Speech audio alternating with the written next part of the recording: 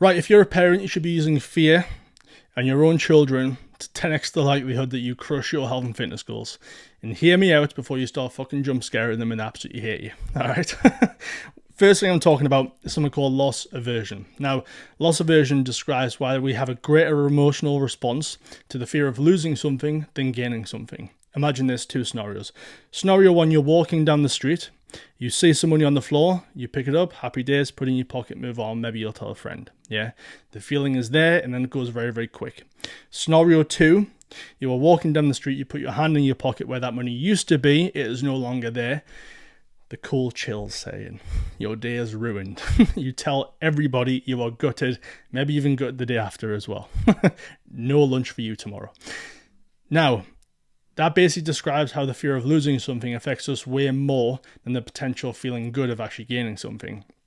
But if there was a scenario 3 that went like this, you are walking down the street, you put your hand in your pocket where the money used to be that your child has given you, and it is no longer there. Now how bad do you feel? Because it wasn't your money, it was your fucking kids' money.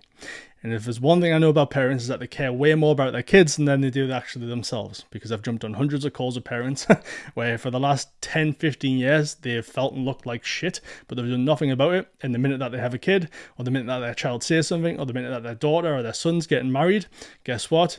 Miraculously, it gets fixed. They're back on track. It's the best that I've ever felt. Why? Because they care way more about their kids than they do about themselves. So, if you're a parent, think about it. There's two things that are going to supercharge the likelihood that you stick to something from an emotional response. Number one is there has to be a fear of loss of something. And don't get soft on the fear of loss. Go as deep as possible. One of the questions that we ask our clients is, what is the worst possible scenario if you do not achieve this goal? And we literally put in brackets like, go as deep as possible. Sometimes that actually may be death, diabetes, whatever the fuck it might be. Yeah, something horrendous. Because the worse it is, the stronger of the loss aversion feel that you will have and the more likely that you will stick to it. If the fear of loss is something so small that it really doesn't matter and it's insignificant, it is so easy for somebody to go, well, it doesn't matter, I guess I'm not going to lose anything by not doing this. Yeah, I'll just leave it. There has to be something that's going to kick you up the arse and push you along when you have those harder days. So, fear of loss being number one. The second thing being your kids. All right, because you care way more about your kids than you do about yourself, and that's just reality of it. All right, at least you should do. Now, if you pair those two things together, you will literally 10x the likelihood that you achieve this. Imagine goals number one is that you lose 30 pounds. Now, let's go great. Let's say to lose 100 pounds because like you're really overweight and like you need to get healthy. Goal number one, lose 100 pounds. Wow, that's a big goal. It must mean a lot to you. Amazing. Why do you want to do that? Well, because I want to be healthy. Got you. What happens if you don't achieve that?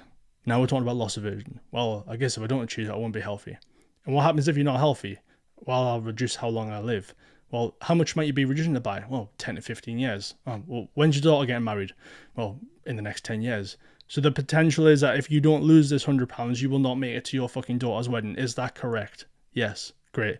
Now, the first time that a hard day comes and you're lying in bed and it's wet and it's cold outside and you can't be asked to do it, which thing is going to get you out of bed? Losing 100 pounds so that you feel healthy, or fucking disappointing your daughter on her wedding day and having a cry because her parent isn't there because they fucking died because they're overweight? I know which one of them two is far more fucking likely to get your ass up and out of bed. It's the second one, because number one, it's a heavily fear-based goal, and number two, it's really pulling somebody that is close to you into the goal itself, because you care about more other people than you do about yourself. The one thing I would say not to do, and this is why I said parents at the very, very start and not everybody that knows anybody, is kids are probably going to be in your life forever.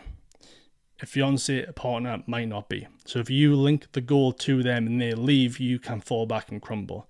The likelihood of your kids leaving, fingers crossed, unless you're a really, really bad parent and you are fucking jump scaring them, is incredibly low. All right, which is why, for me, it's a safe option to take. But listen, hopefully that one didn't get too dark, and hopefully that one helps you set goals that you're a little bit more likely to stick to, using number one, fear, and number two, your children.